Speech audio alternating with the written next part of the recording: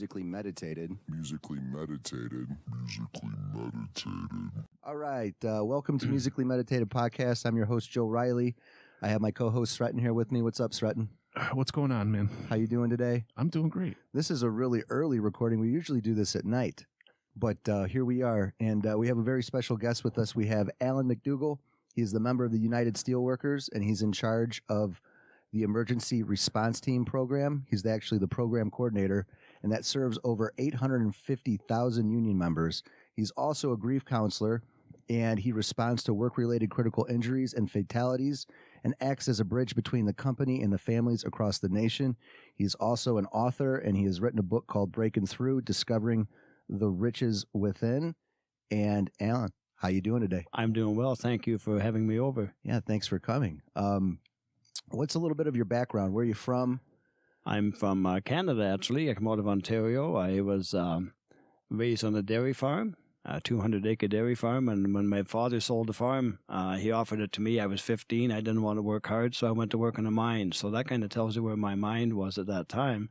So I declined the offer to buy our farm, and I went to work underground for about 22 years in a hard rock mine. So you're not claustrophobic, I take it? Absolutely not. Okay, well, that's good. That's good. Is there a reason you ask? Yeah, because I am claustrophobic.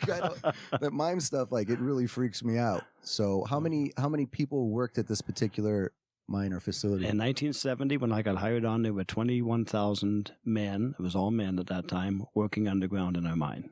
Okay. And it was a nickel, copper, gold, hard rock. They call hard rock. And they were hiring 250 a week and letting go of 250 a week. Wow. Mm-hmm. Jobs were plentiful. The mining, nickel was predominant because of the Vietnam War and the munitions and the contracts. And it was a real heyday. It was a real party time. All right. Yeah. A little party action? A lot. Okay. Was the United Steelworkers, were they involved? Yes. Okay. I'm sorry I cut you off. No, it's okay. So they were the union. They were the union of that workplace. Okay. And that's how I got involved. So I've been a member of the union now for next year. It'll be 50 years. All right. So for 20 years, you were actually in the mines, right? I worked at 4,000 feet. Wow. I never told my mother I worked underground for 10 years. And I told her I was tired of not telling her the truth. So one day she said, I'd like you to show me that building you work at. So I went to the parking lot. It was 40 miles out of Sudbury, Ontario.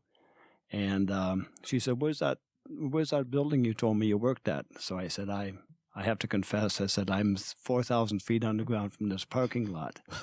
So she never said much. And then my father said, how long have you been there? I said, 9 years. And he said, well, you must know what you're doing. And it was a blessing for me, maybe not to tell them until I had that time in, so they would realize that I should have known what I was doing. My mother said, is there any possibility to get up to work about the 50-foot level? It may be safer. So that was the perception. If you work close to surface, you're safe, but it would be the same problem. If 10 ton of rock fell on you, don't matter where you are, you're gone anyway. Right. But that's the history of that. Okay. Were there any tragic accidents that happened while you were there? We had an average of 12 to 15 fatalities a year in our mine. Now, we had 8 mines in a 40-mile radius. Mm-hmm. Wow. Okay. And nothing was done about it. Nothing? It was just the foreman and the supervisor would say, hey, I'll take a day off, do what you do, and get drunk and stoned or whatever you do in those days, and come back and we may or may not pay you for the lost time. And that's how we dealt with what we know is today as post-traumatic stress. And did you, dealing with that, is that what led you in the direction of the rapid response team? The emergency response team? Yeah, the emergency, team? Yeah. Unknowing to me. Life has just presented me opportunities, and I've had a fortitude of accepting some, accepting not others. And I had no idea when I was working there that I would even live this long. Because I was really into the alcoholism and drinking heavily, and I always drank for effect, never for pleasure. And I was so amazed I lived to see 30, much alone, let alone see where I am today. So, to answer to your question, I guess maybe an unseen plan, but it certainly wasn't my smartness or my brain that figured that out. Okay. Did you attend any college? Like, did you go to college after a while? Did the union provide that way for you, or Yes. your collegiate Everything. background? There was I got hired on in 1970 and did the normal thing. I lived in a bunkhouse. 44 of us lived in a bunkhouse in a company town for 2 years. That was a real initiation and an internship for drug addiction and alcoholism. This is 1970, and everything was going. Big money, isolation, company town. And they always turned a blind eye because they wanted us to stay there because there was a lot of turnover. People didn't like living up in the north of Canada, of Ontario. So I never got involved with, I just lived a normal life, whatever that is. I lived in a bunkhouse. I met a woman up in Sudbury, got married, had 3 children, had a house, had income property. And from the outside, looking in, I was very successful. But the inside, looking out, I was a failure in my own shell. I knew I was messing up with the alcoholism and drinking, and that's part of my book. Okay. And so I never got involved with education until after I quit drinking in June the 3rd, 1987. And the union was there to help me with that. Awesome. To digress a little bit back Sure. to alcoholism or alcohol problems. Yeah. There was no problem. It was alcoholism. It was just alcoholism, right? In that line of work, any construction, we'll leave it vague like that. Any construction type of job, do you think that type of work, I don't know, promotes alcoholism or promotes substance abuse because of maybe shift work and hard hours and, not enough sleep and not enough sunlight? Like with my experience, for what I do, for a living, like, you don't see the sunlight as much if you work shift work, and it's harder, it throws your body off rhythm. So do you think that plays a role for some of us? Absolutely. But as many different people as there are in the world of say it's Alcoholics Anonymous and drinking problems, for as many people that are in it, there is that many diverse problems. However, getting back to your conversation is, we did research, and we had 20,000 men at that time in our local union. They at DuPont determined that 1 out of 6 people that we had employed, our members, had a substance abuse problem. 1 out of 6. Wow. If you worked in Detroit, for example, in an assembly line workplace where the work came to you, 1 out of 4. And they attributed that to boredom in the Taylorism method of work. Boredom, long shifts, no communication because you're stationed at a place and you don't talk to anybody and the work just goes by and it's there.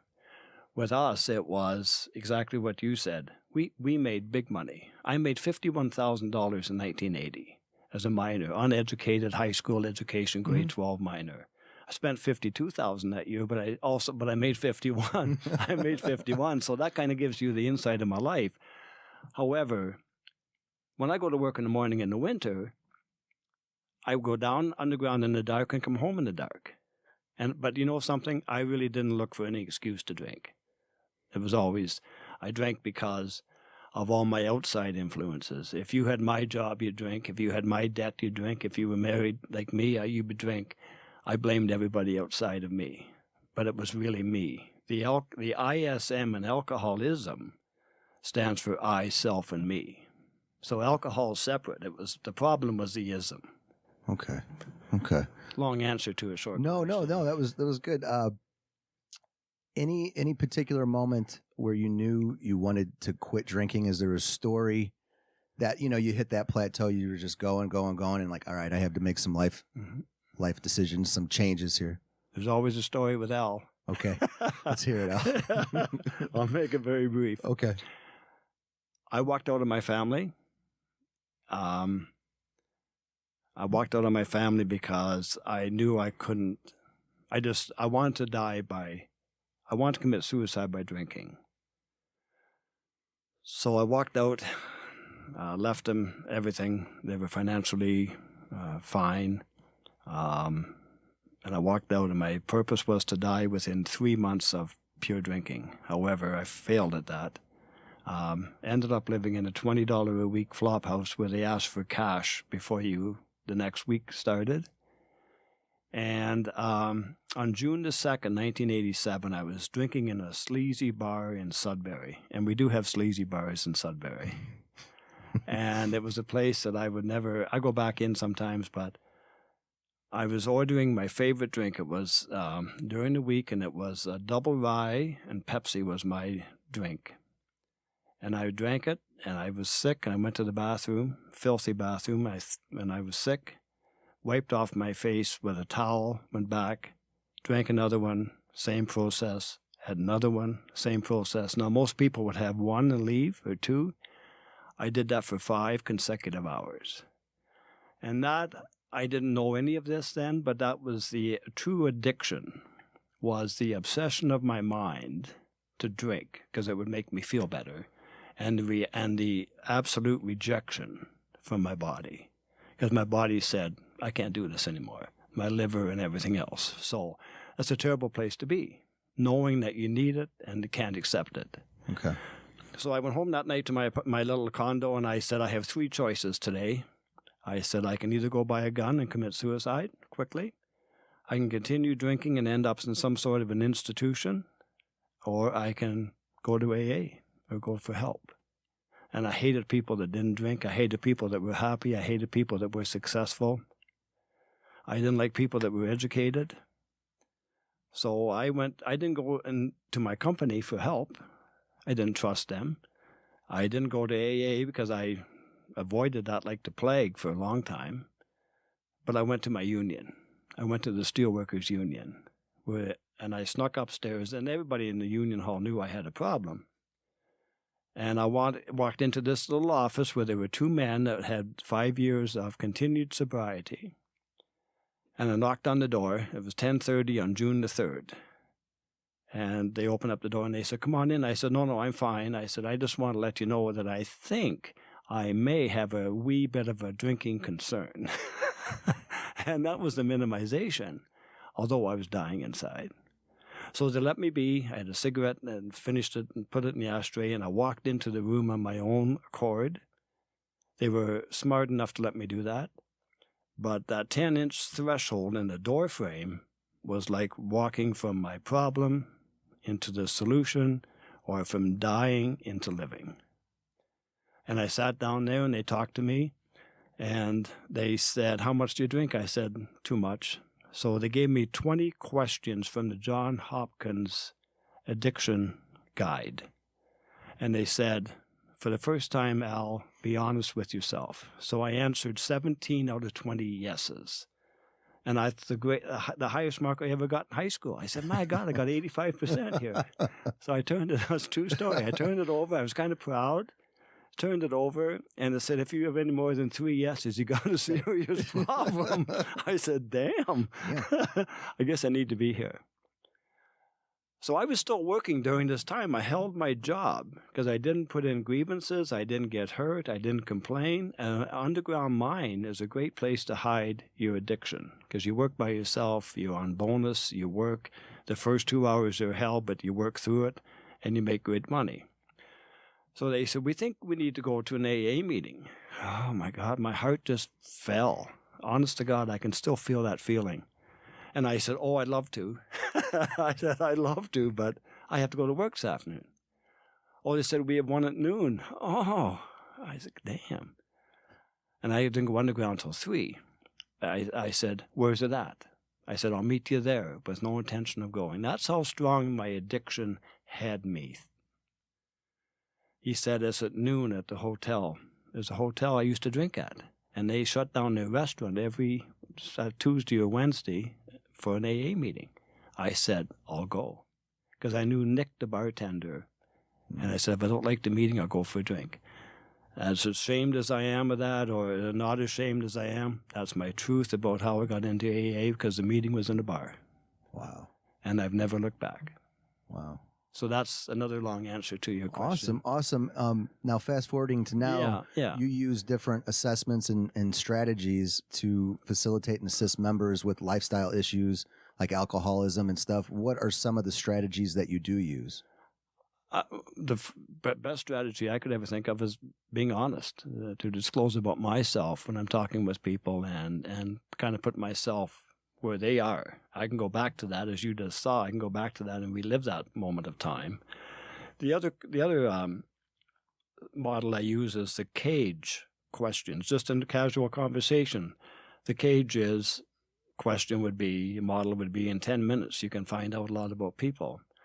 The C is for concern. So I would say, hey, Joe, are you concerned about your drinking? No, maybe, or is someone else concerned? So you use the word concerned. Is there concern? And then in a couple of other sentences, you say, well, when people get concerned, if that's the issue, do you get angry?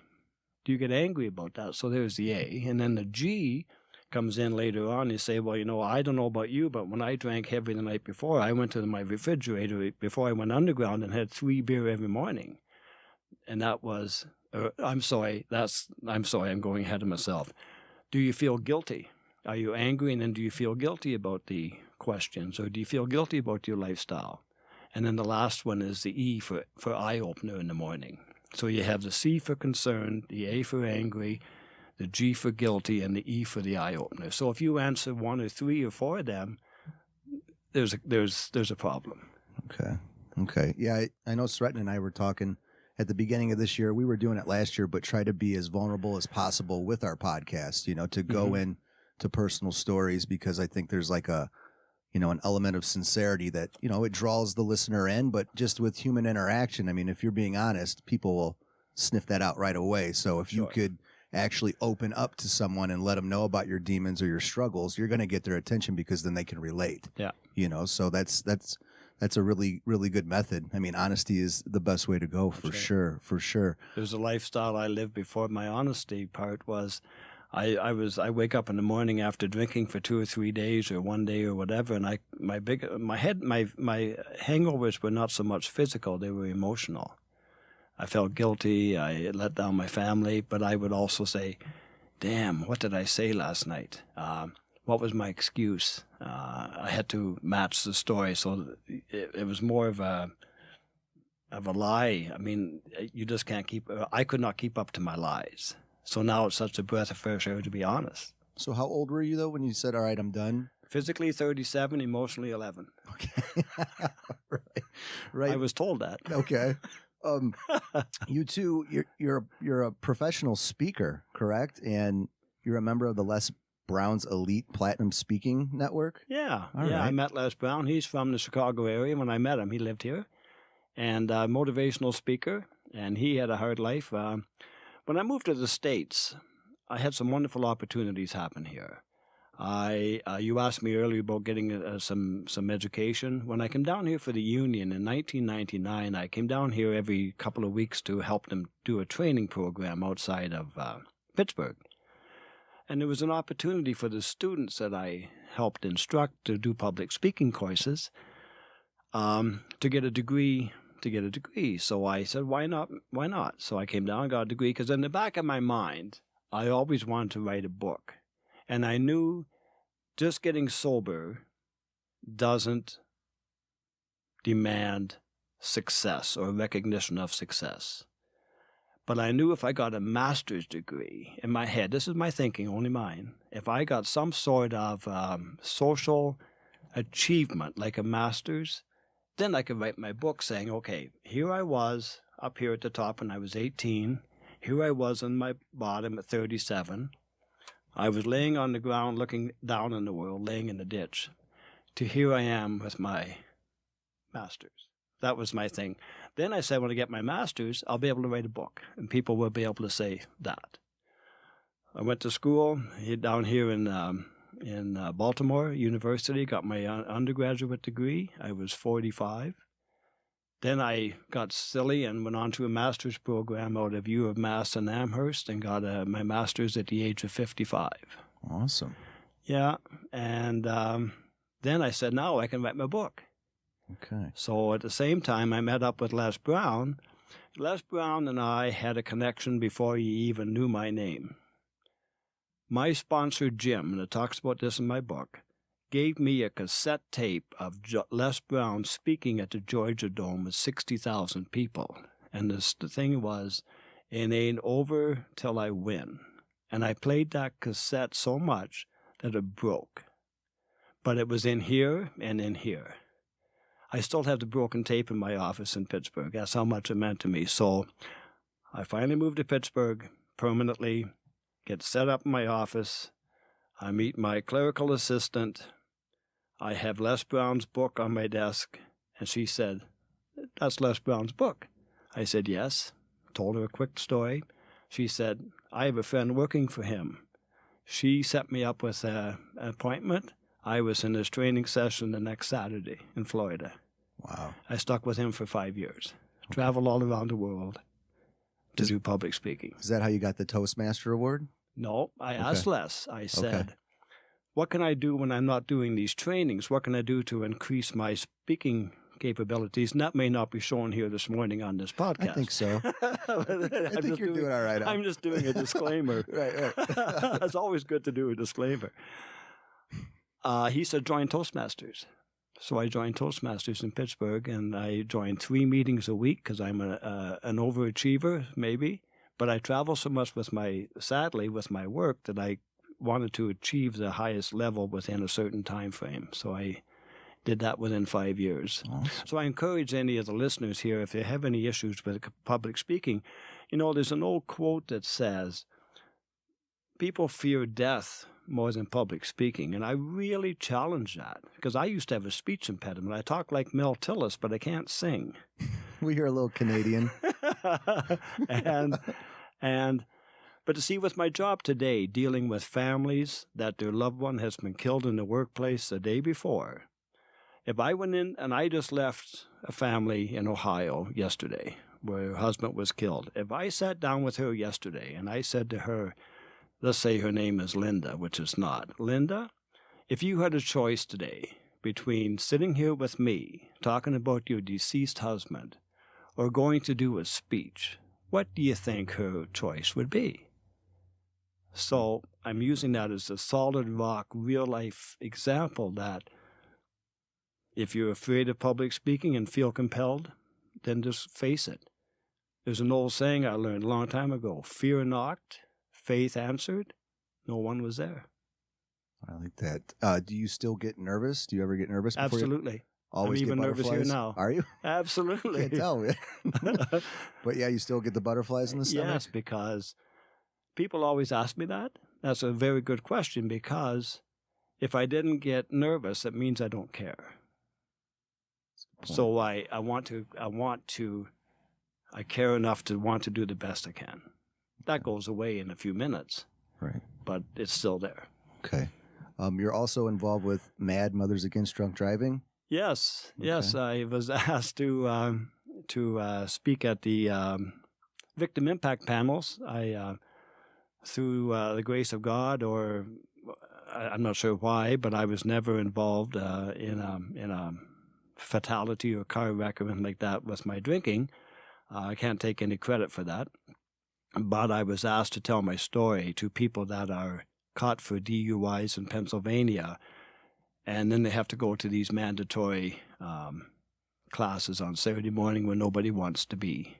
Okay. And I was a speaker, so that's a tough crowd. I bet. But I was talking about, not about the impact or the victimization, but about choices we make in life every day. I was the last speaker saying, I was where you were 25 or 10 or 15 years ago. I'm not there today because of. And then that's my story. All right. Moving on to your book and to the cover of the book. I know you have this saying you can't judge a book by its cover. And with your book, we have the camera here. You can check out the cover. Judge your book by its cover, Al. Okay. All right. What's the backstory on that and that whole mindset and that ideology? I'll do the backstory and the front story for you. All right. Awesome. Awesome. I met some wonderful people. My success today, whatever that is rated as, is only because I met wonderful people in my life. You're only as successful as the people that surround you. I cannot, and people back at the union will laugh because it's true, I don't do typing well, and that's not the proper word. I don't do anything on computer well. So I wanted to write my book. It was a dream I had for 25 years when I got sober, but I didn't type. But I didn't want to let my obstacles become obstacles. I wanted them to become opportunities. So I said, am I going to sit here and try to learn how to type with one finger? or what could I do good? So I said, I talk a lot. So what I did with Radio Shack, I went and bought, before they closed, I bought those little 1-hour tapes, cassettes, and I recorded 3 hours a week. That was my goal. How do you get 30 years of sobriety? 1 day at a time. How do you write a book? For me, was 1 hour a week, taping. Went on Craigslist. Met a woman, Craigslist, that said she'd do the transcribing. Mailed her every week. I sent 3 tapes. That was my goal, 3 tapes a week. Some days I was walking into the post office still recording, but I had done my commitment to me. Mailed them off, she'd email them back, I print them out. Then I met, through Les Brown's speaking bureau, somebody in California that would help me put the book together. He said, come on out. He said, send me the manuscript or send me what you have. I said, no, I want you to meet me first because as a book, I want the personality in the book. Met up with him. He finished it. Then I said, I don't know what to do about a cover. He said, I have a friend in Vermont that will do the cover. So the cover story, here we're getting into it, is about, on the front of the cover is a mine with a whiskey bottle surrounding the mine, which kind of depicts my life prior to June the 3rd, 1987. So the light at the end of the tunnel on my cover is a heart shape because I worked 4,000 feet underground for 20-some years. I made terrific money mining out the richness of Mother Earth. When I became sober and discovered that alcohol was not the problem, but the solution to my problems, I had to go and look at the ism, I, self, and me. So I mined, not 4,000 feet, but I mined the 18 inches from my head to my heart to clean out that mine shaft, if you would, with all my wreckage, my attitudes, everything in there that was messed up. So that's why there's light at the end of the tunnel is a heart shape. I have found more richness in my heart to help myself and my world than I ever did underground. There's a railroad set up there. There are 12 railroad ties lit up, means for a 12-step program. You look on the left of the book, there are some timbers holding up to support the wall or the pillar, we called them. There are 2 letters hidden in there, AA. I had the first half I had breaking through. I had the breaking fragmented because the first half of my life was pretty shattered. And through the people I've met in my life, my second half is full, solid. There's no cap in the bottle because the first thing I ever did drinking was throw the cap away. It was a waste of energy and time to put the cap back on and pretend I wouldn't drink and then have the embarrassment of taking it off again. The shot glass is knocked over, indicating my drinking was totally out of control, and the alcohol leaking out on the table in my book cover is my life leaking out of me. There are 3 or 4 more hidden in there, and whoever has the curiosity to look at the book, they'll jump out at you at the right time. Okay. So that's my cover story. All right. Awesome. And your book is available... Barnes & Noble. On Nook, Barnes & Noble bookstores. In the inspirational section, if they have them in there, and if they don't, they'll order them. It's also available on Nook. It's also available on Kindle. These are all strange names to me. And got it, man. And Amazon. And that's breaking through. Discovering the riches within. And Al, too, as far as your podcast, where could that be found and what is it called again? The podcast, Steppin' Out Radio, that's STEPPIN ' outradio.com. And finding it at the App Store. This is all new. Okay. And you can link into the conversations with the people that I interview. And it's broadcast to a potential audience of over 3 million people. All right. I'm very blessed and happy to be part of this. Well, thank you, Al. And thanks for coming today. We really appreciate it. And thanks for the book. And there's going to be copies of... We'll have a few copies at the Green Door Books. At Green Door Books here in downtown Hobart. Beautiful downtown Hobart, Indiana. Beautiful downtown Hobart. Al got lost on his way here in a cornfield in Wheeler. Scenic view. And I think he had a couple he was second guessing us maybe, but... Oh, no, third guessing. Third guessing. But here we are. But Al, thanks again for coming, everybody. Please check out his book, Breaking Through, and his podcast, Steppin' Out. Okay. Thank you. All right. Thank you all. Okay. It was a pleasure. Yeah, everybody check out Musically Meditative Podcast. Subscribe. We're on YouTube, Spotify, iTunes, Stitcher, all podcast listening platforms. So check us out. All right. Thanks. Thank you. Adios. I'm musically meditated. That's right. I'm musically meditated. That's right. I'm musically meditated.